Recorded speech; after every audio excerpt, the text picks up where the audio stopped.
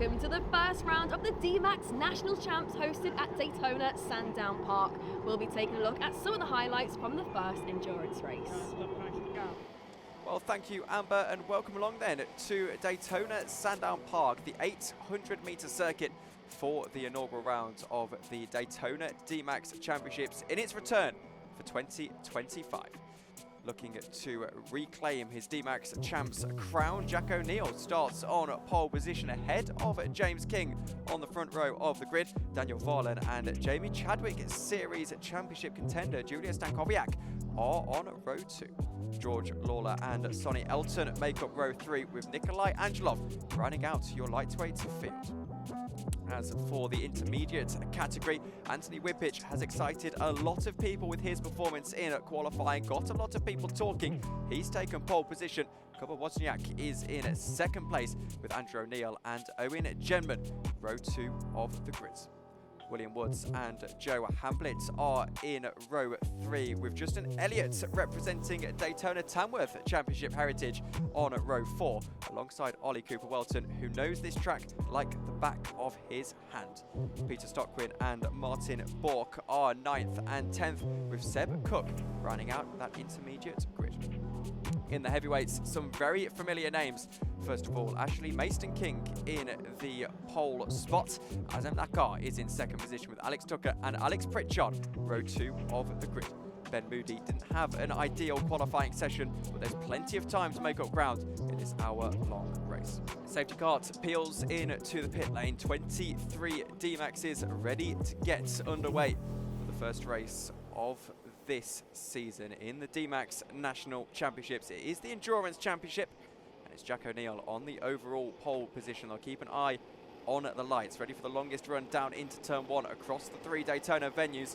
Looking at the lights, and it is lights out, and away we go. James King a little bit sluggish off the line, but I think he's going to have a chance to come back at Jack O'Neill here on the outside line. In the lightweight category, Jack just about squeezes to that inside line and holds on to the lead. Alex Pritchard looking for second position at the moment, follows Ashley Mason-King on the inside line into Vale and gets himself into second position ahead of Adam Nacker. As here's Anthony Whippich looking down the inside line of Alex O'Neill and is able to squeeze his way through as well. But is he? Alex is back on that outside line, trying to get into the lead of the race. He's better on the brakes, but Anthony Whippich muscles his way through into the lead of this race. That is a fantastic start from the 17-year-old driver, whose home track across the 3 Daytona circuits is, of course, Daytona Tamworth. So unfamiliar territory here as Ashley Mason-King goes down the inside line of Cook. Alex Pritchard going to follow him through. This is crucial for the heavyweight battle, as they've got so much traffic to fight through. It's side by side again for the intermediates lead as Anthony Whippich goes to the outside line. He's got Alex O'Neill on the inside line, but it's so difficult through Vale. The cart just going to get away from him, and that's going to allow Genman through into the position as well, and following him is Kuba Wozniak. So Anthony Whippich all the way from first down into 4th in a matter of corners. Hugely frustrating. There he is though. You can see the red suit in the bottom left-hand corner of your picture, back down the inside line of Kuba Wozniak and into 3rd. So he's at least secured himself a podium for the time being as Anthony Whippich, but we'll wait and see. Alex Pritchard now in that heavyweight class, trying to get himself past some intermediate traffic as he watches Ashley Mason-King send one down the inside of Peter Stockwin into turn number 6, but to no avail. This will bring Alex right back into it. Following intermediates then, as they catch up to a little bit of traffic, that's Nikolai Angelov that Alex O'Neill is going to try and get to the inside lineup, and he's going to do so successfully as well. Further behind, Owen Genman has managed to squeeze his way past on Anthony Whippich and does so successfully as well. So Kuba Wozniak back into 4th position. He's now looking to be overtaken, as I think Joe Hamblett might just go down the inside line. It's going to all sort itself out here. Joe Hamblett gets himself ahead. Kuba Wozniak falls into 6th. In fact, we see William Woods go through into 5th position as they go into turn 6, still side by side here into that corner, as Kuba Wozniak can't quite get himself back ahead of William Woods. We see now that this intermediate battle becomes between Alex O'Neill and Owen Genman with 57 minutes to go in this race. On board with Ashley Mason-King, Justin Elliott just ahead of him as Ashley goes down the inside line and squeezes through on the former Daytona Tamworth heavyweight champion. Racing in the intermediates, of course, here in the DMAX Champs. Now back on board with the intermediates as Anthony Whippich is caught back up to our top 2 as Owen Genman and Alex O'Neill were battling along for quite a while actually over the last few laps or so. Anthony Whippich in fine position though to try and make something of these two cars. O'Neill in control for the time being. Through turn 8 they go. Whippich will try and get an exit out of this corner. You can see just how close they are. It's a very long straight here. Here goes Owen Gemman. He wants to go for the lead of the race. If this doesn't work, it's going to give Whippich the opportunity. It does work. Thankfully for Owen Gemman, he gets into the lead of the intermediate race. Now Whippich trying to find his way through on Alex O'Neill. He'll be stalking him for a while now. Turn 4 might be his best opportunity. More action then, this time in the lightweight category, as Julia Stankowiak is having a look at George Lawler here for the race lead in the lightweights. There she goes down the inside line, looking to squeeze her way through, but George Lawler just goes, thank you very much, I'll go back down the inside line. So he gets ahead of the Jamie Chadwick Series Championship contender. Julia not done just yet though. She's going to try and get him as they make their way into turn 6. Gets a fantastic exit out of 5. Will go to the outside line into turn 6. This will set herself up for a run into the hairpin potentially. Lawler all over the place at the moment. Stankowiak really trying his Elton's in this battle as well. It'll have to be done as they make their way out of the final hairpin. Here we go. Stankowiak looking to get that better exit. Does do so. She's got a bit of a run as well to the outside line into Vale. Will try the long way around. Will be very, very brave with it. Won't quite come off her as now Elton goes down the inside line and is able to get his way through as well. So Stankowiak's attack ends up being in vain. She falls down to 3rd position. George Lawler in the lead. Continuing to battle as Sonny Elton looks to go for the lead of the race into turn 3 and takes himself out. I dare say that was completely his fault there, just overly optimistic, and is spun around at turn 3. The intermediates watch him go through a really, really frustrating end to what was otherwise a promising race for Sonny Elton. So we turn to watch interclass battle here. Ashley Mason-King at the back of the train. Angelov goes down the inside line of William Woods and is able to find a way through as well. So it's intermediate. William Woods, Jarrett Hamblett and Ollie Cooper-Welton. As there goes Ollie Cooper-Welton down the inside line of Jarrett Hamblett. Is able to find his way through as well. So Ashley Mason-King watching this all unfold, knows that he just needs to keep calm. He's in the lead of the heavyweight race at the moment and is still stalking this battle. Back to the lightweights then. George Lawler and Julia Stankowiak now battling for 4th position. Julia trying to get herself through, but we're going to watch actually Anthony Whippich as he looks for the intermediate lead. Goes down the inside line. It's a brave move into 4. It's not quite going to come off for him. He's going to try and complete it to 5 with that inside line, and is able to do that successfully. Owen Gemman will stay alongside him as Julia Stankowiak looks to the outside into turn 6. Whippich is through. Stankowiak not quite through as they go into turn 8. Looks like George Lawler is holding on to this 4th place rather well for the time being. It's rinse and repeat of just a lap ago as Stankowiak looks to the outside line. Anthony Whippich still having to go defensive from Owen Gemman just behind him. Stankowiak won't find a way through just yet though. Whippich might be able to go down the inside line here. I think he knows that Stankowiak is in the lightweight category. Not really his fight to have at the moment. And Lawler going on defensive lines into turn number 3. Whippich in at the background looking to attack Stankowiak, who now goes to the inside line into turn 4. It's going to be brave. There's traffic on the outside line. Lawler holds on for now. Whippich down the inside line. What a move that is for him. He's going to get ahead of Julia Stankowiak, and that is going to crucially put a cart between himself and Owen Gemman, who also goes down the inside line. So Stankowiak taken out of contention for 4th position for the time being. Whippich through into the lead of the intermediate race, of course, but crucially he's managed to hold it ahead of Owen Gemman. Still not done. 43 minutes to go in this race. George Lawler at the front of this train that you're watching right now. Anthony Whippich just behind with Owen Gemman in that 3rd spot in the train as Whippich tries to go to the inside line of the lightweight George Lawler, but can't quite do so. That's going to allow Stankowiak in the background to have a go at Gemman into turn 4. She goes very, very late on the brakes, has to back out of it in the end. Gemman holds on to the position, but it's not doing him any wonders in the battle for the intermediate lead as Gemman has to go defensive from Stankowiak into turn 6. Very, very briefly there as Whippich still stalking your leader of the train, George Lawler, as they go out of the final corner. We'll see if there's going to be any move. Remember, carrying a little bit more weight is Anthony Whippich, so it won't help him in a straight line at all as he goes through Vale. He's almost loading George Lawler through there. He gets a run into turn 2. Is brave on the brakes. That is so brave. He's not done it just yet though. Lawler's line has been compromised. Whippich gets a knock and he has to go wide, and now Owen Gemman goes through into the lead of the race, and I think Whippich is frustrated with that. You can see him shaking his head from the helmet camera. Stankowiak is stuck between a bit of a rock and a hard place here as well. She can't find a way through. Knows she's got a driver rapidly closing in on her as well. So it's all kicking off with 42 minutes to go in the race. The intermediates, of course, have had that change for the lead. George Lawler stays in fourth position. Actually, as things go, it's going pretty well for him at the moment. All three of them will be battling as Gemman goes to the inside line. Let's see if he can find his way through. Lawler might just let him through here, and I think he does. Now Whippich has to watch and get frustrated at it as well, as back down the inside line. Maybe he didn't let him through because Lawler's really fighting this quite hard. Whippich will be opportunistic. He goes down the inside into turn 3 and squeezes his way through as well. So the battle for the intermediate race win is back on as Whippich completes it on the brakes. That brings Stankowiak back into the fight as well, remember, because she'll now be right next to George Lawler on track. This interclass battle is fascinating. This has been the most interesting battle of the race. The intermediate race lead as Whippich now goes down the inside line. What a drive it's been so far from this young driver as he goes back to the inside line. Gemman's trying to get to the outside and do the switchback, but it's going to be Whippich who takes the lead. Alex O'Neill not too far back. He's always maintained the fact that he's in this battle, but he's got Stankowiak and Lawler to get past before he does so. And Lawler is keeping on pace with these guys in front of him with that weight advantage he's got.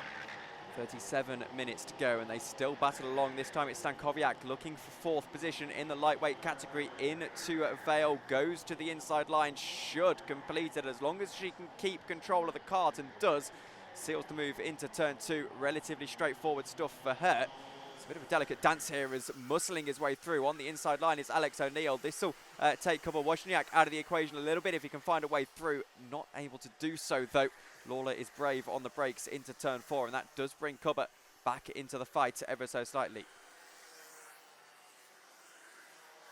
13 minutes to go in the race, and you're watching Alex O'Neill and Kuba Wozniak fight it out for the final podium spot in our intermediate class. There goes Kuba on the inside line, is going to try and find a way through. Alex has got to go the long way round into turn 2. Kuba's got the shorter line, the tighter line, and looks like he's able to find his way through, but Alex back on it, the inside line, just uses that tighter line to his advantage. Not done yet into turn 4. Kuba needs to be brave, and he is brave and finds his way through. What can Alex do back on the outside line? It's all about the counter-attack of Alex into turn 6. That becomes the question with the heavyweights stalking behind.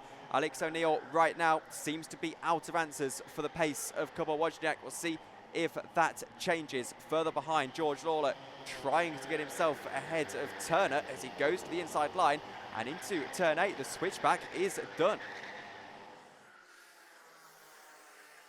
This race has been bubbling up, and it's been bubbling up into this, the battle between Whippich and Gemman. It's been going on for the last hour as Whippich now in the closing stages is overtaken by Gemman, but gets back to the inside line. Out of turn 3 into turn 4 they go. It's so tight through here. Gemman somehow sends it down the inside, goes a little bit deep. Whippich has to give him space, and now Gemman is into the lead of this one.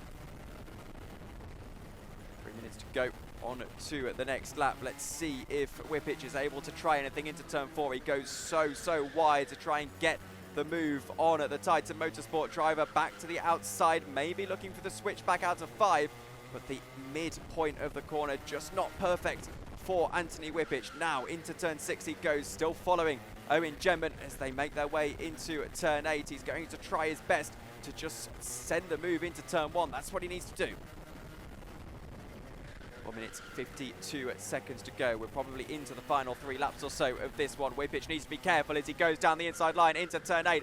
That's a fantastic move, but Gemman will get the better run into the first corner. Whippich goes to desperately squeeze him to the right-hand side. Gemman has to go to the outside, eventually backs out of it. That gives Whippich a little bit of breathing room for now, but he's not going to be allowed to breathe for long as here goes Gemman to the outside line. Will now try and finish it into turn 3, but again, Whippich's defense holds firm. 1 minute 20 to go in the race. 2 laps by my calculations. By the time we get to the line, there goes Gemman. He's done that move before, and he does it again successfully as ever. Whippich will need to get even more creative then into the final 2 laps of this race as they go into turn 6 now. Let's see what Whippich is able to do. Gemman's got to defend hard. He's got to defend very, very hard. As I said, 2 laps to go in this race. I would imagine we've not seen the last lap board on that digital board just yet, which means these two will be scrapping it out to the end. Reminder, this is the intermediate battle for the win. Gemman and Whippich have been doing it all race long since they got past Alex O'Neill in the very, very opening stages. And they've been jockeying for position ever since. Whippich gets a good exit out of turn 3 all the way over to the right-hand side as he exits 3. Gemman will go to the inside of 4. The Titan Motorsport driver knows where to place his kart around this circuit of all.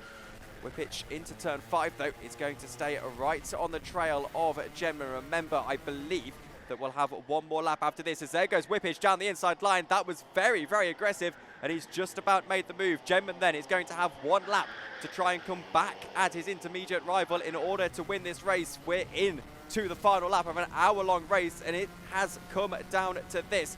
Into Vale they go. It's Whippich on the inside line. The checkered flag is out for our lightweight winners who will be making their way around.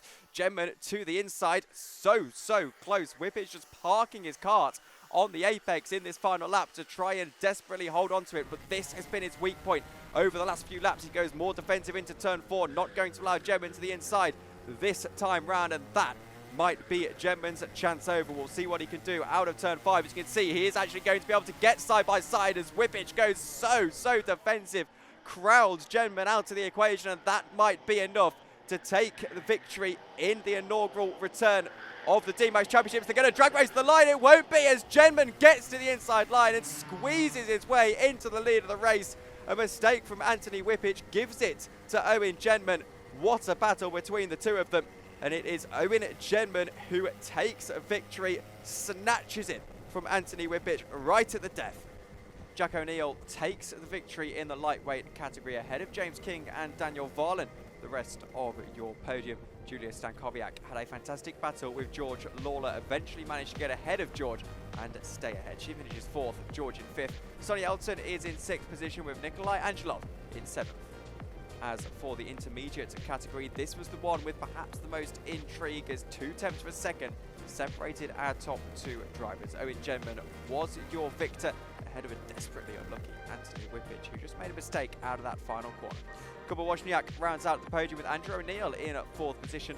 William Woods and Ollie Cooper-Welton are 5th and 6th. Joe Hamblett is in 7th spots with Justin Elliott in 8th. Peter Stockman finishes in 9th spots with Martin Borg and Seb Cook, the rest of your grid. In the heavyweight category, it's Ashley Mason-King who takes a relatively comfortable victory ahead of Alex Pritchard. Alex Tucker rounds out the podium with Adam Nakar and Ben Moody just missing out on those top 3 spots. I can hardly breathe, unfortunately. You look like you've had a hard time of it out there, but you made it look easy out front. Did you feel under pressure throughout?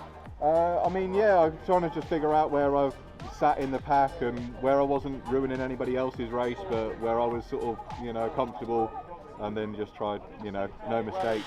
But no, it was very consistent. We saw a few drivers' races influence where they were racing against interclasses. Sure. It seemed like you used your experience out there on circuit and made it a sensible lead that you just kept plugging away out and pulling away out front. Is that how it felt to you? Yeah, basically. I mean, you're trying to figure out when the inters were coming up and if they were catching me. If they were catching me, just let them pass. If they weren't, because it all gets a bit shuffled on the first lap.